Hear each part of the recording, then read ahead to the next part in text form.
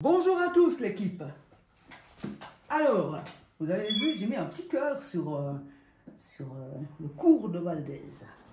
Parce qu'il a réussi à donner une idée à ma petite tête un peu vide aujourd'hui pour vous faire une bonne leçon. Autant pour les débutants que pour les avancés. Je vais encore un petit coup continuer à vous prendre ensemble. Et puis, que ce soit les débutants ou les avancés, si vous avez des questions pour soit mieux comprendre pour les débutants ou aller plus loin pour les avancés, vous pouvez venir en privé.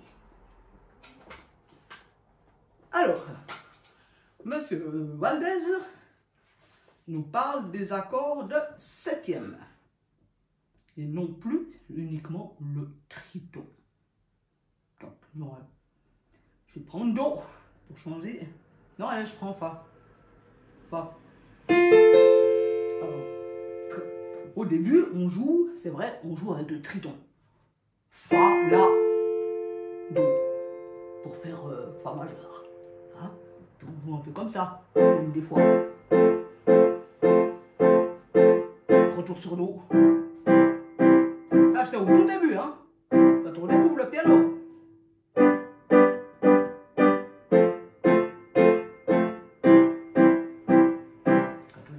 On commence un petit peu comme ça. Puis après, gentiment, certains font un petit peu des trucs comme ça. Ou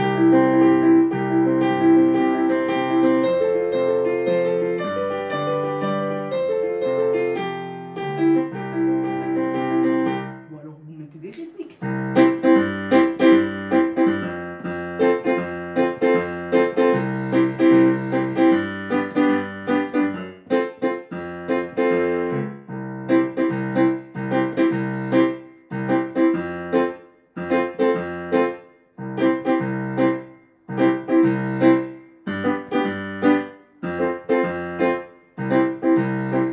C'est pour le reggae. Voilà. Vous avez un peu l'habitude, ceux qui ne connaissent pas encore les septièmes, les accords à 400, à pouvoir vous amuser un petit peu comme ça. Et encore plus même, hein.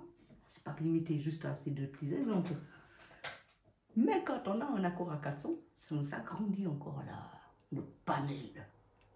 Notre panel de couleurs de l'accord. Je prends mon fameux Fa, Fa majeur. Si on l'écoute comme ça, je vais me taire, puis je vais faire sur tout le piano Fa majeur, que Fa majeur avec les tritons. Puis vous écoutez la couleur que ça fait. Pas moi.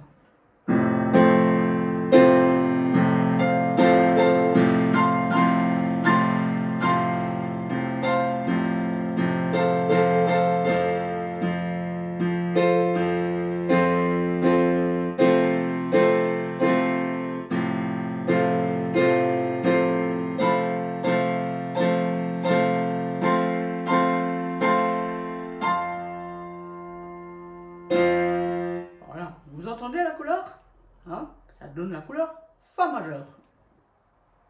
Maintenant, je peux justement, dans cette couleur Fa majeur,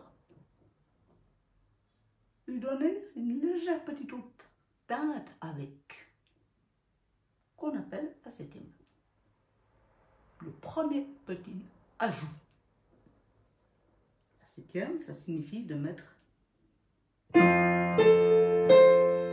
la septième note, la septième note et du coup le septième degré, hein, qui est le Mi. Alors soit Mi comme ça, et nous avons ce qu'on appelle une septième majeure. C'est, si vous le voyez écrit cet accord, c'est écrit F majuscule et en minuscule Maj, M-A-J et 7. Donc Fa majeur 7, si on traduit. Alors Fa majeur 7, il a simplement le Mi en plus. Et c'est une manière de poser la septième, qui est une septième majeure du coup, qui s'utilise beaucoup dans le jazz. Et je dirais même principalement dans le jazz. Et dans tous les styles de jazz. Hein. Ça part de la bossa nova du bebop, à tous les styles de jazz. On utilise gentiment plus facilement, à quelque part, les maj 7 que les septièmes mineurs. Alors je vous fais maintenant entendre le son du Fa maj 7, la couleur que ça donne. Et après je vous fais le même son, mais que le Fa. Et vous entendrez la différence.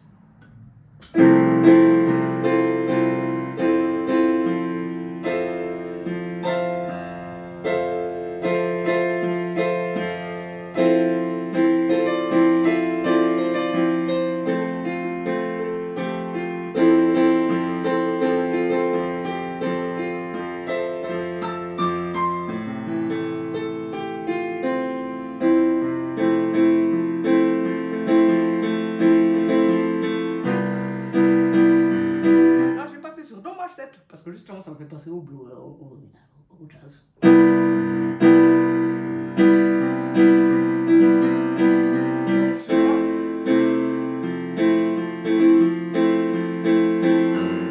Et comme a dit Valdez, quand on est au 5e degré, que ce soit du classique, du jazz, de la rumba et le sébène aussi, et n'importe quel style musical, le 5e degré est toujours avec une 7e mineure. Ça, c'est une règle que vous pouvez vous mettre dans la tête. Elle est fixe. Si par exemple, je refais mon tournus Do maj 7, donc Do avec la 7e majeure, ce qui nous fait Do, Mi, Sol, Si, suivi de Fa maj 7, La, pas La, non, Fa, La, Do, Mi, le 5e degré, donc Sol, sera avec la 7e mineure. Sol, Si, Ré, Fa, et pas Fa dièse, qui est la 7e majeure de Sol, mais 7e mineure, avec le Fa. Alors si je refais mon petit tournus, Do, plus après Fa, et je vais en Sol. Le Sol, vous verrez, je mets la 7e mineure. Je refais mon tournus.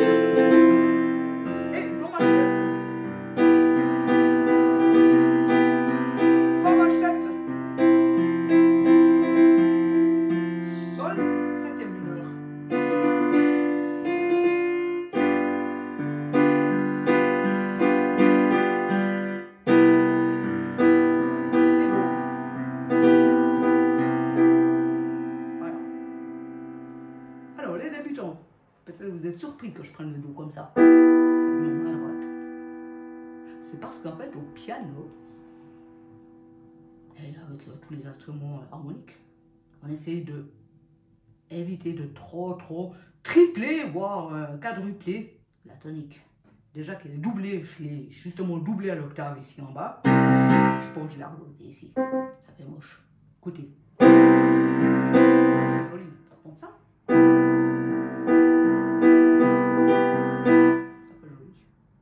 J'ai juste enlevé le Do, donc ça tonique. Le Fa, je fais quoi avec ma main droite? Le La, le Do et le Mi, par exemple, vous voyez? Ou alors vous pouvez le mettre là, le Do, le Mi et le La. Et vous évitez le Fa, puisque vous l'avez doublé ici. Pareil pour le Sol. Là aussi, je mets pas la 3e fois encore en Sol.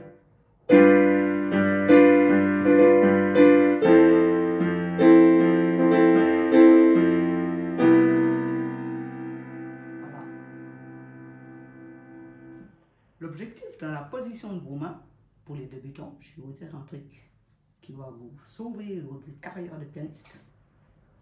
C'est qu'on essaye de pas trop bouger nos mains au maximum. Donc de réfléchir comme un flemmard. Parce qu'il faut être flemmard pour être pianiste, hein, quelque part. C'est un peu bizarre hein, ce que je vous dis. Il faut être très flemmard même, je dirais.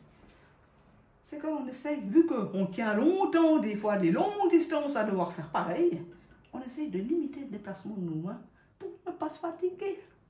Par exemple, si je devais faire maintenant la même chose, Do maj 7, Fa maj 7 et Sol 7. Je fais ça, ou ça. Vous voyez ma main droite là, elle bouge quasiment pas. Do maj 7, Fa maj 7, Sol 7. Ou Sol 7, sans sol, si je l'ai là, ou je peux le mettre là. Mais en gros, ma main, je peux presque bloquer le poignet à l'endroit et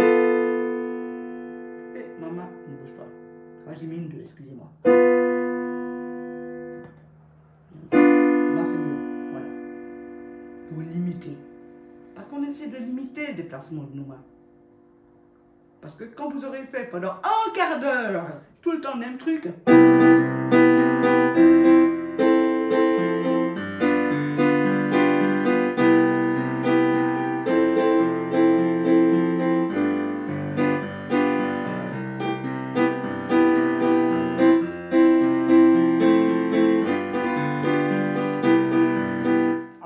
vous êtes fatigué, hein, si vous vous déplacez tout le temps votre main. Si vous faites la même chose, mais comme ça, vous avez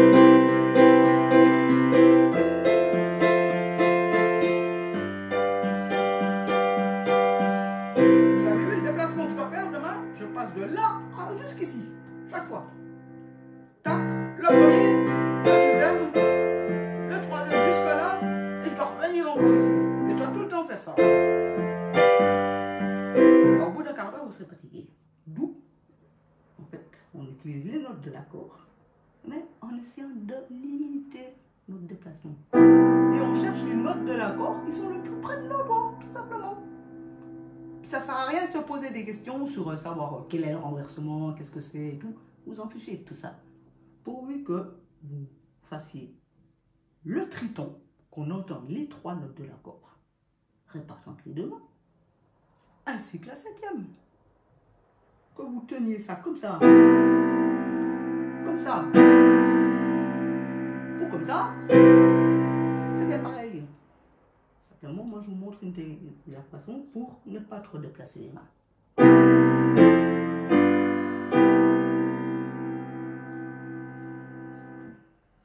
Voilà, pour ce qui est de la 7e majeure. Ferme le chapitre. Maintenant, les accords majeurs avec 7e mineur. Prendre Do. Alors, si à moi la 7e majeure, c'est ici. Quand on dit une 7e mineure, c'est qu'on descend la 7e d'un demi-ton. Alors, un demi-ton, c'est quoi? C'est la touche juste en dessous. Si bémol. Parce que vous savez bien que chacune de nos touches, là, ça c'est en si bémol, en son, on va dire en son tout simplement, mais on vient oublier l'idée de si bémol. Ça, en son, et ça c'est en son, en demi-ton en dessous. Et ça, c'est le son suivant, encore un demi-ton en dessous. Et ainsi de suite, par demi-ton.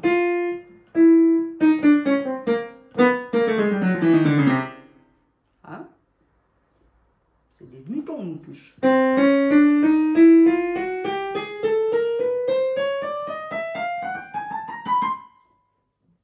Les touches, c'est pas que les blanches, hein.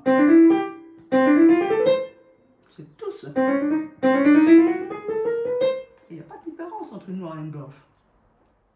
Si je fais ça, ça fait en son. Si je fais ça, c'est aussi en son. Pareil. Donc, tous ceux qu'on peut regarder noirs là, parce que j'ai déjà entendu plusieurs fois dans des vidéos. Ah, moi je joue pas avec les noirs. Elles vont pas vous manger, hein. C'est des touches comme les autres. Et si vous n'utilisez pas les noirs, là, vous vous privez de la moitié de votre piano. Donc la moitié des possibilités d'expression. Tout simplement. Il ne faut pas réfléchir le piano comme étant noir et blanc. Il faut réfléchir le piano comme étant chaque fois en son. C'est en son. Ça c'est en son, ça c'est suivant, ça c'est suivant, ça c'est suivant, c'est suivant, c'est suivant, c'est suivant, c'est suivant, c'est suivant. C'est des sons. Ne mettez pas plus de théorie. Alors, on revient sur notre accord majeur avec septième mineur. Ça, c'est une fois, les septièmes mineurs sont plus utilisés dans le blues, dans le funk, le soul, le gospel, énormément de gospel, et je dirais un peu ce genre de musique. Après, ben, vous avez peut-être, vous, dans vos pays, des musiques traditionnelles qui utilisent aussi ces septièmes mineurs. Mais moi, pas. Comme je ne connais pas le monde entier, je ne connais pas tous les styles qui existent dans le monde entier. Alors, le septième mineur, c'est Do, Mi, Sol, Si bémol pour Do. Hein? Et si je reprends le même pour Fa, donc avant, ma septième majeur, c'était un Mi. Et ce Mi, bah, il descend en mi-ton, qui fait un Mi bémol. Après le Sol, cinquième degré. Qu'est-ce que j'ai dit sur cinquième degré? Cinquième degré, toujours septième mineur. Donc on n'y réfléchit même pas. On sait que c'est septième mineur, cinquième degré. Et ben ça, comme je vous dis, on l'utilise beaucoup dans le blues.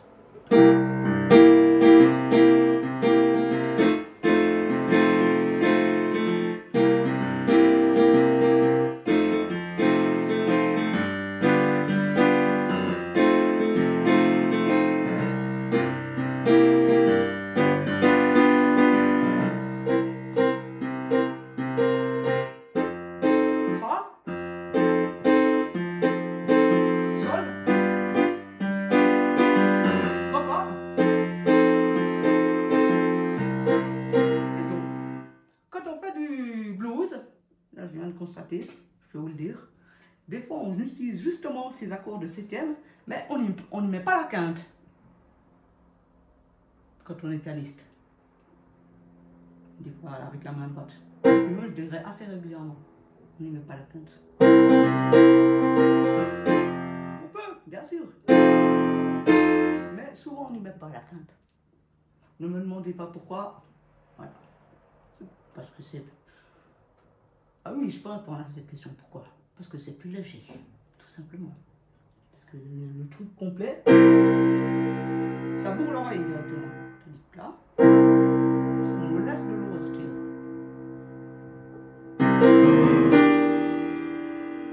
Ça m'a laissé, vous voyez, ça m'a laissé l'ouverture pour faire un Mi mineur. Bémol 5, septième mineur.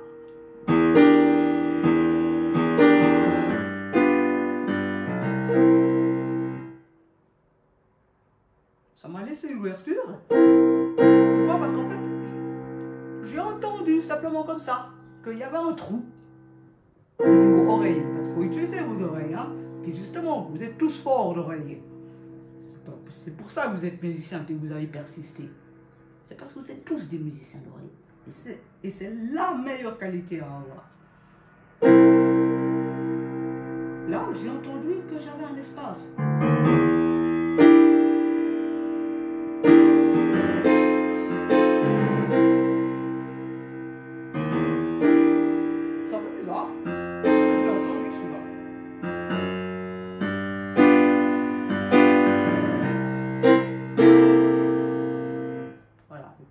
Avec une sixième. Sixième et septième en même temps. Et la tierce soulière. Ou alors une sixième bémol. Et là je ferais plutôt le... Non, je le fais comme ça.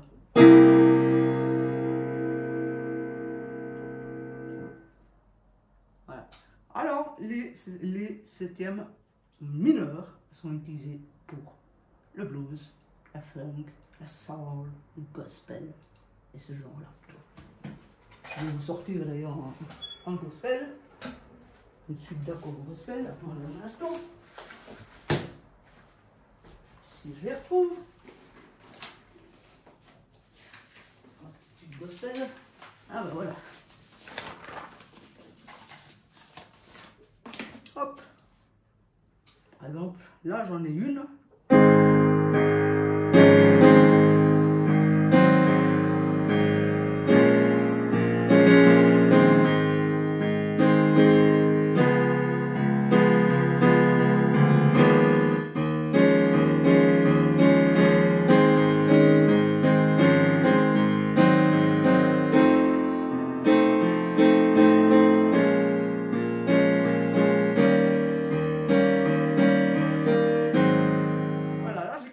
Mis que des septièmes mineurs.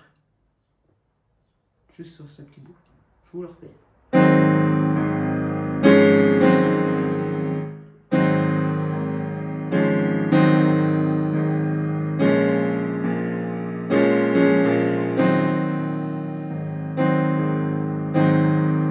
Là, il y a le seul endroit où je n'ai pas de septième.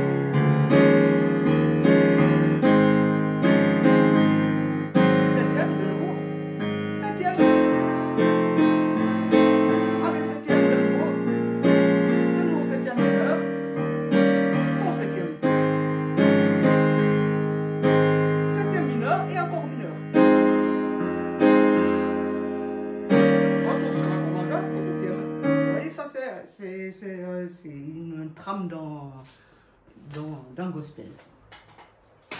Justement, ils mettent le gospel, vous pouvez quasiment mettre les septièmes partout. Ça, c'est cool pour ça, c'est pratique. Et le neuvième aussi.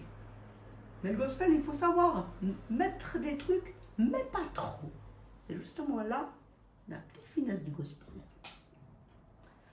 Alors, maintenant, on a effectivement la même chose, les septièmes majeurs et les septièmes mineurs, mais pour les accords mineurs.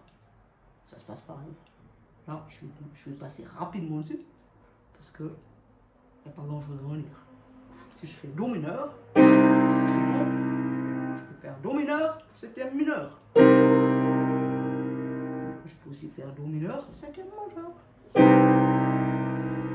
Plus rare, mais je vous assure qu'on le fait.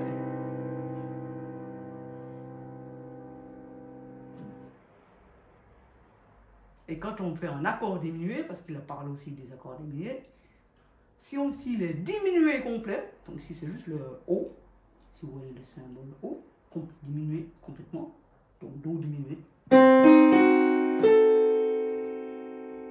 Déjà on y met, pour Do diminué 7, on y met C, 7, O.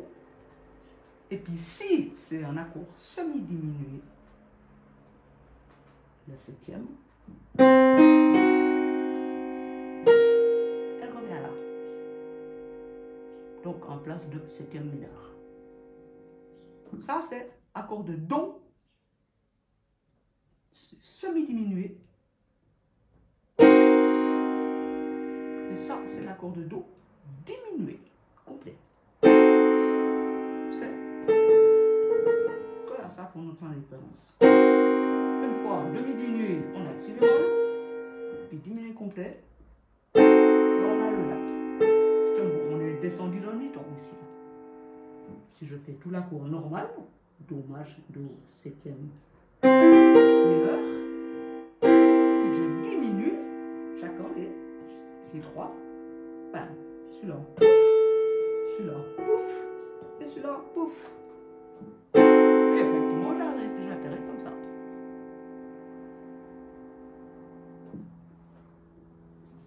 Voilà, je ferme le chapitre des accords de septième.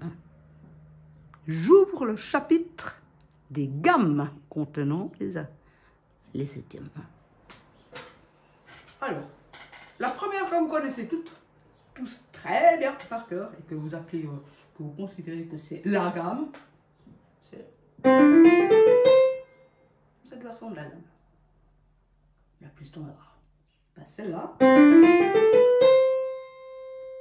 c'est une gamme qui correspond à Do maj 7.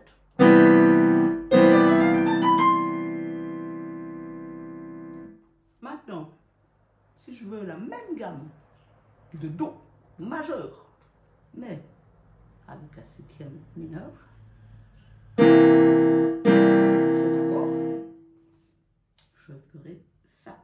Je jouerai, on appelle ça la gamme mixolydienne, donc c'est la gamme de Sol, qui est justement septième mineure, puisque c'est la règle. Le cinquième degré est toujours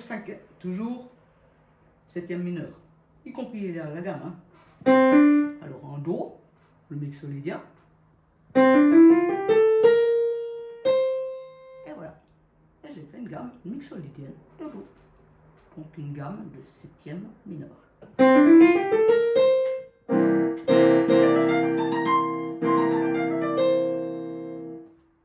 Maintenant, la gamme de Do mineur, septième mineur.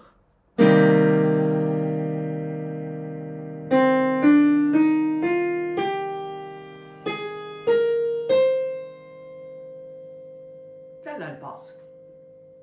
C'est aussi la dorienne qui passe. Quelque jolie, à quelque part. Ça, c'est la naturelle. Et la dorienne, qu'on utilise justement, que je vous fais des fois jouer sur les avancées en jazz. La gamme dorienne, donc, c'est la gamme de Ré.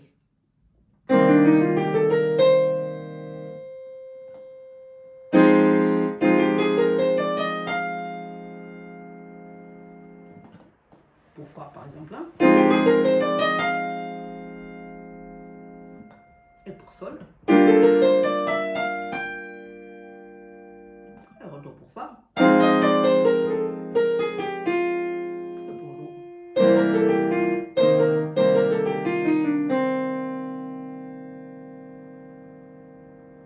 Voilà, rien que déjà ça, il y a deux possibilités de gamme. La normale et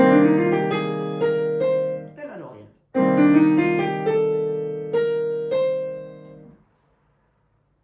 Maintenant, il y a effectivement des gammes qui jouent sur les diminués.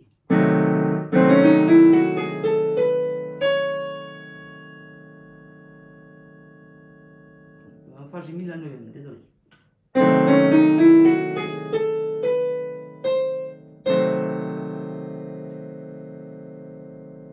Ça sonne. En fait, il faut l'entendre d'oreille. Il faut que vous puissiez l'entendre d'oreille. C'est la meilleure manière de le faire. Faites confiance à vos oreilles. Vos oreilles seront toujours justes, contrairement à vos idées. Faites confiance à vos oreilles plus qu'à vos idées. Voilà, pour construire des gammes et des accords de septième. Que ce soit les débutants ou les avancés. Hein. Faites confiance à vos oreilles avant vos idées. Puis s'il y a un bug entre les deux, entre les idées et les oreilles, ben vous pouvez me poser des questions. D'accord? Voilà, je crois que je vous ai un peu montré tout ce qu'il y a à montrer sur les septièmes. Ouais. Ceci était un cours uniquement dédié au septième.